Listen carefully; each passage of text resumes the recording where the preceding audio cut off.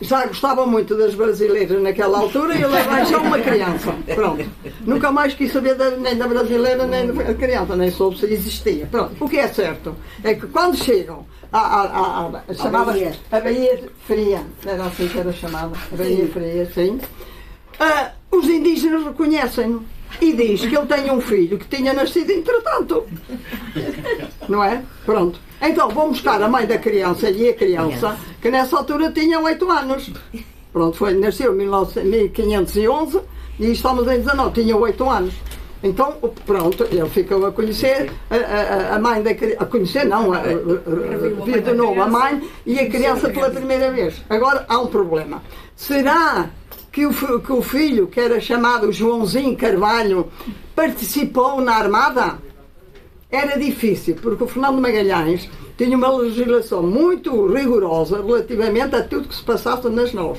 E uma das coisas é que não podia nem mulheres, nem crianças. Nem mulheres, nem crianças. Ora, o Joãozinho nessa altura tinha 8 anos. É difícil que tivesse. Mas há referências de várias narrativas que falam no célebre Joãozinho Carvalho, não é? Carvalhinho também. É? O Carvalhinho. O Carvalhinho, exatamente. Pronto. Aqueles que referem a existência deste, dizem que o Joãozinho Carvalho acabou por ficar no Oriente, não é? Ficou aí prisioneiro das populações indígenas. Mas o Pigafetta, que é o célebre Pigafetta, que é o cronista da coisa, não refere a existência da criança, o que é um bocado estranho, não é? Neste acontecimento, não referir. O Pigafetta era uma pessoa muito séria, não é?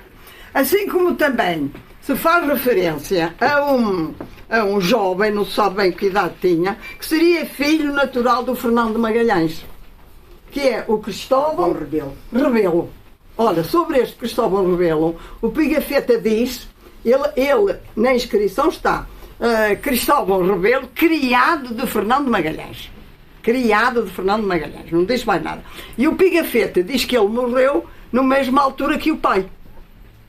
Não se sabe, porque a Pigafetta só diz filho de Magalhães, só nessa altura é que diz filho de Magalhães, não há mais referência. Agora, outros, a descrição da viagem faz referência tanto ao Cristóvão como ao Joãozinho Carvalho. Pronto, é estes dois episódios curiosos. Agora, o Fernando Magalhães era uma pessoa extraordinariamente rigorosa com as regras, tinha-se comprometido com o rei em aplicar a justiça quando fosse preciso isto e aquilo. Portanto, em virtude disso, Esperança, agora fala a Esperança um bocadinho. O que é que vai acontecer no primeiro motim?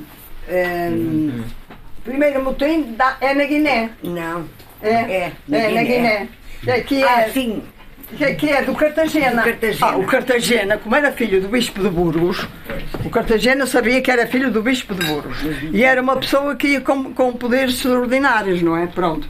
Portanto, o Cartagena, ele todos os dias, Fernando Magalhães, exigia que os comandantes dos outros barcos o fossem cumprimentar ao nau onde ele ia, que era a nau Trindade, e contar-lhe o que é que acontecia todos os dias. Até que o Cartagena achou que era demais e todos os dias lá prestava salagem ao Fernando Magalhães e num dia não foi. E o Fernando Magalhães, cuidado, mandou prender. Então, depois, por influência das pessoas que iam, ele soltou, pronto, pela primeira vez. Pronto, isto foi a primeira. Agora a segunda, o segundo complô. Foi quando eles saíram do Rio de Janeiro e que sabiam, pelo relato de Cristóvão Colombo, que 40 milhas a sul poderia haver um estreito que dava acesso ao Mar do Sul, portanto, Mar do Sul, o Mar Atlântico e o Mar Oceano e o Mar do Sul, mas quando chegaram à costa argentina, mais a sul, depararam-se com o inverno antártico. Eu estive lá 6 meses no inverno. Porque o inverno antártico era muito complicado. Rigoroso, claro. E Fernando Magalhães mandou o João Serrano, portanto, ir explorar o Rio da Prata para ver se era ali que estava o estreito. Mas não era. Não era, era mais abaixo. Entretanto, o João Serrano, o navio Santiago, que ia com o João Serrano, afundou-se, porque bateu nos penhascos e afundou-se. A tripulação toda regressou por terra e ao fim de 11 dias foram resgatados. Foi. Uma coisa muito interessante aqui é que imediatamente Fernando Magalhães percebeu que havia uma grande similitude de ventos do Atlântico com o Pacífico e que o Rio da Prata correspondia à viagem de Diogo Cão ao Rio Congo de Diogo Cão. Portanto, isso foi uma grande ajuda no prosseguimento da viagem, porque o conhecimento dos ventos, o facto de se saber como calcular a altitude, a longitude em pleno mar, foi muito importante para depois a viagem no Pacífico. Da viagem no Pacífico. Portanto, há uma similitude, já se conhecia como navegar no Atlântico e ele percebeu que não seria muito diferente navegar no Pacífico. É verdade. Embora o Pacífico seja um oceano mais pacífico do que o Atlântico, mais brando. O primeiro motim foi, portanto... Foi isto de Cartagena. O segundo motim... Aí é que já foi mais sério. Foi muito sério, não é? O segundo motim já foi muito sério. Foi quando estavam no inverno antártico que se sublevaram. Estavam cansados, que ele não descobria, que ele afinal estava a tentar e que não era verdade. Não acreditavam no sucesso da viagem. E cansados, fome, doenças, aniquilamento da tripulação, e o navio parte nessa altura. Ele manda prender os 3 espanhóis, os 3 castelhanos que comandavam que era o Cartagena, o Quesada e o Mendoza. Eram os 3 castelhanos. Eram os 3. Doutor Moisés sabe quem é que ele fez aos 3. Diga-me lá. O que eles primeiro fez uma coisa muito importante, que é, portanto, estabelecer uma espécie de tribunal no barco, para não dizer que ele fez aquilo arbitrariamente. Ele foi julgado segundo as leis de Espanha, de insubordinação em relação ao comandante-geral. Portanto, ele fez isso legalmente.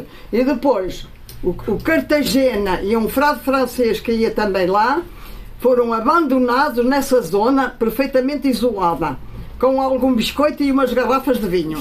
E nunca mais soube nada deles.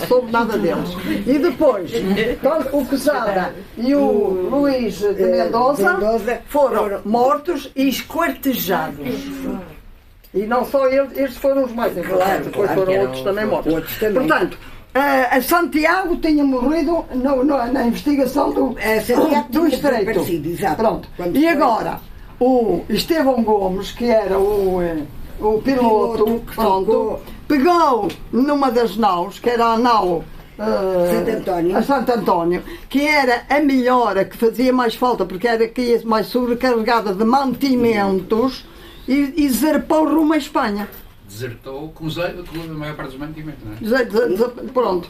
Portanto, e ao mesmo tempo levou preso um amigo do Fernando Magalhães, que era o Luís, que era parente dele, Mesquita. Sim, Mesquita. Que era primo do Mesquita. Exato. Portanto, o Mesquita foi preso durante toda a viagem. Regressaram para dizer ao rei que o Fernando Magalhães não sabia nada do que andava a fazer, estava a tentar enganar, não conseguia descobrir estreito nenhum, nem não sei o que mais. Regressaram à Espanha com toda a tripulação da Santo António. Exato. Pronto. Portanto, há já 2 naus, portanto, a outra de Santiago morreu no Estreito e esta chegou à Espanha. Em Espanha, o rei não tinha outra coisa senão mandá-los prender. Mandou-os prender, mas por pouco tempo, porque as influências foram tantas que eles foram soltos. Com exceção do parente do Fernando Magalhães, continuou preso, só foi solto muito mais tarde. Exato. E depois ficou sob vigilância a mulher do Fernando Magalhães, a Beatriz, que nessa altura ainda era viva. Pronto, terminou assim. Portanto, eles quando entram no Pacífico, vão apenas com 3 naus. A nau Trindade do Fernando Magalhães, a Conceição e a Trindade. Não, a Trindade, a Conceição e a Vitória. E a Vitória, que foi a única que chegou. Pronto. Portanto, durante essa viagem, atravessam Em novembro de Vão marcar falta ao seu touro, porque já chegou atrasado. Em novembro de 1520 atravessam o estreito. Portanto, entram no Pacífico. Exato, entram no Pacífico. Portanto, navegam durante 2 meses e tal. Mas com muita fome, muita sede, muitas doenças, sobretudo o escorbuto. Muitos marinheiros a morrer.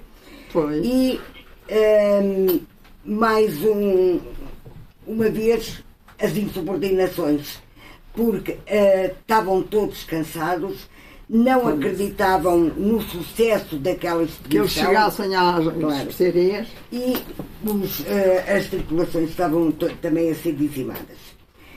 Em março de 1521 atingem a Ilha dos Ladrões, no arquipélago. Que ainda se chamam assim. Eles ladrões, porque eles chegaram ali e depois convidaram-nos para eles irem aos barcos e repararam que muita coisa de barcos desapareceu. Portanto, puseram o nome de Ilhas dos Ladrões, que ainda conserva assim. Depois encontraram outras ilhas, que eram algumas despovoadas. Exato. Pronto. E chegaram finalmente. A 7 de abril chegaram a Cebu. Cebu ou Zebu? Zebu.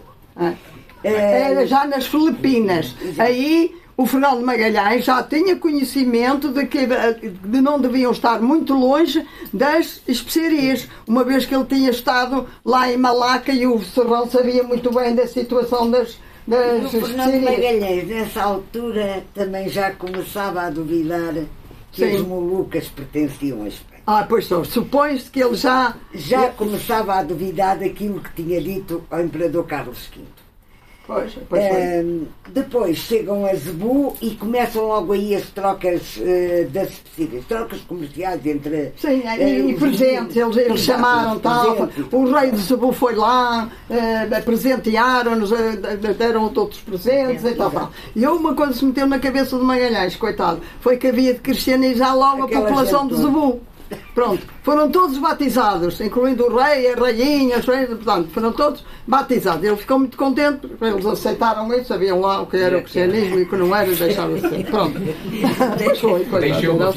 Pronto. Então, mas o que acontecia é que o rei de Zebu estava de candeias das avessas com o vizinho da ilha de Maquetão. Pronto. E então, aproveitando essa ajuda do Fernando de Magalhães, o Fernando de Magalhães dispôs-se a pôr-se ao lado dele contra o rei de Maquetão, para o que lhe havia de dar, não é? Em vez de continuar a viagem a ver se encontrava as especiarias onde eram ou que não eram, tal, não senhora. E depois foi muito imprudente porque, Esperança, aceitou, foi a terra, em Maquetã, foi a terra, com pouquíssima gente, cerca de 9 pessoas, convencido que não ia ser muito bem recebido, e depara-se com 1500 homens que o assassinam. Não assassinam, ou melhor, claro. Sim, eles matam-no, mas com uma seta envenenada, não é? Com setas envenenadas, morrem praticamente todos. Há uma descrição muito boa da morte do Fernando de Magalhães. É uma morte altamente violenta. Mas Magalhães dá a luta praticamente até ao fim. Sim. E Fernando de Magalhães acaba por morrer na ilha de Maquetã. Pois. Os tripulantes pediram o corpo dele, só que nunca foi entregue. Portanto, eles também não ficavam com o corpo. Ele devia ter ficado perdido no mar, não é? Isso porquê? Porque os indígenas, Esperança, entendiam que eles usavam capacete e armadura e, portanto, eles sabiam que o capacete e a armadura não era por aí que os atingiam, mas era nas pernas. Foi o que aconteceu com Magalhães. Ele foi atingido nas pernas, caiu de bruços na água e depois já não conseguiu levantar-se. Pronto. O Pigafetta, por exemplo, também participou nessa luta com ele. Foi nessa altura, o Pigafetta, mas conseguiu regressar. Pronto. Convém dizer que a maior parte das pessoas não deve conhecer o Pigafetta. Desculpe. É o mais importante, nós conhecemos isto tudo pela história dele, não é? Exato. Sim. Portanto, convém dizer que ele era italiano e que se ofereceu só para ir na viagem para a descrever. Pagou, exatamente. Pagou do bolso dele para ir na viagem. O Pigafetta. O Pigafetta era um cavaleiro de uma ordem religiosa com sede em Rhodes, que que era muito viajado, gostava muito destes problemas da navegação e coincidiu estar em Sevilha quando estavam a preparar as naus. Então pediu ao Fernão de Magalhães se o deixava ir na Armada e ele próprio pagou a viagem. Não ia com nenhuma função a não ser descrever tudo o que acontecesse. Portanto, este relato do Pigafetta é importantíssimo porque ele era uma pessoa culta necessariamente e tem coisas muito curiosas e soube, por exemplo, muitas palavras da população indígena das várias ilhas que percorreram, os usos e os costumes, os rituais da morte, ele descreve isso tudo, a fauna, a flora, ele descreve isso com todo o rigor. É muito interessante esse relato de Pigafetta. Que até há pouco eu julgava que não havia tradução portuguesa, mas há uma tradução portuguesa do Pigafetta, não é? Mas uma melhor. É uma... à procura. Há uma tradução portuguesa do Pigafetta. Uma francesa, tem uma espanhola e uma francesa. A portuguesa não conheço. Mas há esta. Aí. Pronto. O que é certo é claro, o Magalhães morre estupidamente nesta situação. Deixava lá estar escrito e continuava a viagem a ver, descobria onde era rigorosamente das especiarias que era o seu objetivo, mas não, pronto, pensou que aquilo era uma coisa fácil e não sei o que, não sei o que mais, não foi nada disso, pronto. Ainda para mais, porque depois da morte dele, o rei de Zebu, e aqui entra também, parece, o escravo Henrique. Supõe-se. Porque depois da morte do Magalhães, esqueci, depois da viagem, da morte de Magalhães, o Henrique, como é natural, ficou muito penalizado com isso. E então não fazia nada no barco. E o Duarte Barbosa, uma vez, chamou-lhe a atenção a dizer que ele ainda não era livre. Ele sabia que no testamento ele dizia que depois da morte dele, que ainda não era livre, porque quando chegasse à Espanha, passava a ser escravo da Dona Beatriz, da mulher de Magalhães. E chamou-lhe porco. Aí ele não gostou nada, o Henrique. Portanto, supõe-se que por influência do Henrique, junto do rei de Cebu contra os portugueses, este convidou-os para um banquete. Alguns não foram porque entendiam que não iam ir a um banquete depois da morte do Magalhães. O Pigafetta por acaso não foi porque estava doente. E todos aqueles que foram ao banquete, que seriam talvez aí uns 15, foram todos pura e simplesmente exterminados. Menos o Henrique. Menos o Henrique.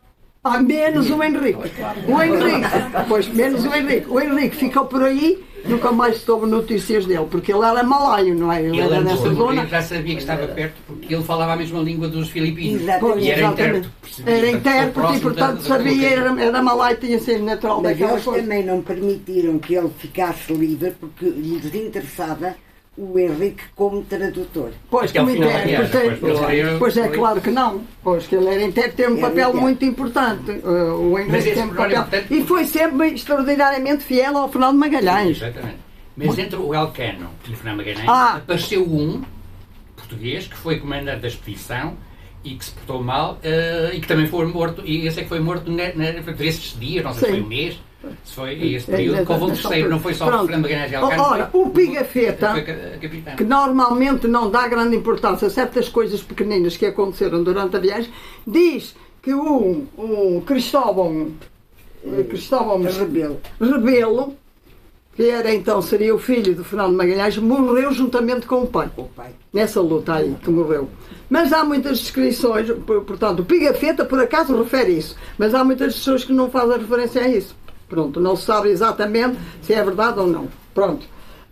Agora, há esta passagem do Pigafetta sobre a morte de Magalhães, que é realmente uma descrição comovedora, que diz assim: como os indígenas conheciam o nosso comandante, dirigiram principalmente os tiros para ele, de maneira que por 2 vezes fizeram saltar o capacete da cabeça.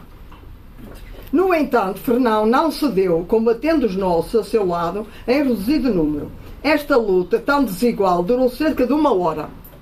Por fim, um ilhéu conseguiu dar com o extremo da sua lança na fronte do capitão, que, furioso, o atravessou com a sua, deixando-a no corpo. Nosso Fernão de Magalhães. Fernão quis tirar a sua espada, mas foi impossível, porque tinha o braço direito gravemente ferido. Uma flecha envenenada atravessou uma perna esquerda do comandante que caiu de bruços, morreram 8 dos nossos, e assim foi como morreu o nosso guia, a nossa luz e o nosso sustento. O rei indígena de Zebum, quando o viu sucumbir, chorou amargamente. Mas a glória de Magalhães sobreviverá à sua morte. Possuía todas as virtudes, mostrando sempre uma constância inquebrantável, no meio das mais terríveis adversidades. A bordo observava as maiores privações de qualquer um da tripulação. Portanto, o Pigafetta faz imensos elogios ao Fernando Magalhães. Pronto. E uma coisa que nós queremos fazer... portanto, quer dizer, pronto, Magalhães desaparece, não é? Pronto. Portanto, o Pigafetta não termina aqui a descrição, continua a relação, não é? E o que nós sabemos é que eles andaram por aquelas ilhas, fizeram comércio com as ilhas, as Filipinas e aquelas ilhas ali. Finalmente chegaram às Molucas, que eram 5, chegaram lá, exatamente às Molucas. Havia vários portugueses que aí estavam a comerciar nas Molucas, que eram nossas, não é? Que lhe fizeram oposição. Claro. Portanto, eram os espanhóis que estavam a fazer oposição aos nossos, não é? Eu ia dizer isto a propósito depois do regresso. Do regresso, pronto. Então, quando morre Magalhães, quem é eleito comandante-geral é o Duarte Barbosa, que era irmão da Dona Beatriz.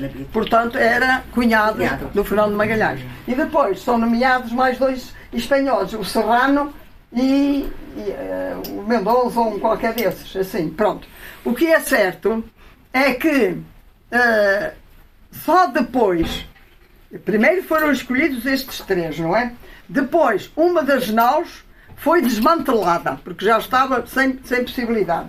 A outra ficou aí para ser consertada, nas Molucas, não é? Foi desmantelada porque não havia tripulação para... Já não havia tripulação suficiente para todas, não é? E por outro lado, o que é que aconteceu? Portanto, ficou a consertar nas Molucas. Foi. Que era para ver pelo menos um caminho de regresso. Para vir pelo Estreito de Magalhães e regressar a Castelo. Ainda pensaram nisso. E a outra, fazer pelo Cabo da Boa Esperança. Mas vieram pelo Sul, aliás, vieram pelo Sul para fugir ao caminho dos portugueses. Exatamente. Ora, é nesta altura que aparece o Sebastião Elcano. O Sebastião Elcano inscreve-se como contramestre em Sevilha, era já piloto, conhecido, não é? Nunca gostou muito do Fernando Magalhães, não é? E então é ele que era o único que tinha capacidade nessa altura de dirigir a rota para a Espanha através do Cabo da Boa Esperança, não é? O Pigafetta não refere uma única vez o nome de Sebastião Elcano. Isto é curioso, não é? O Pigafetta não lhe fazia referência, não é? Há outras descrições da viagem que fazem referência a Sebastião Elcano. Exatamente. Mas o Pigafetta não